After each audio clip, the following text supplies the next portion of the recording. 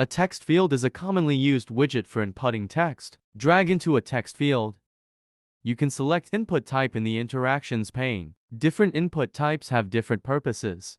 For example, when I change it to a password, the password type only shows ciphertext, and you cannot see the input content.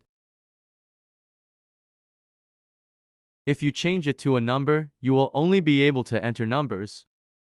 The search type displays a button to clear text when the mouse over. In the prototype, you can see the clear button. You can try changing to different types yourself. We add an interaction to the text field, and you can see the text changed event, which is unique to text fields and text errors, and is typically used for word count or text validation. When the text field or text area is empty, hint text will be shown. Clear the input text. You can see the hint text.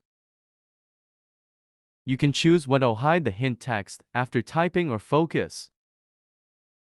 If you choose focus, you can see that hint text disappears when the text field gets focus. Drag a button as the submit button. Select the text field and specify the button as the submit button. Then add a click interaction to the submit button. When clicked, reload the current page. Preview the prototype. When you click on the text field to get focus, press the Enter key. Current page refresh. This is the usage of the submit button. You can specify the maximum length of input text. After reaching the maximum length, you will no longer be able to type text. After deleting the text, when entering the text again, you can only enter a maximum of 4 numbers. Right-click on the text field and you can set it to read only. Preview the prototype. You will not be able to change the text.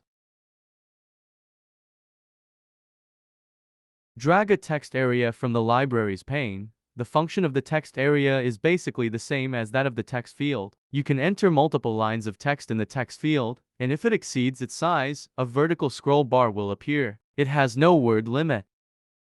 Preview the prototype. You can see more text that can be displayed by scrolling.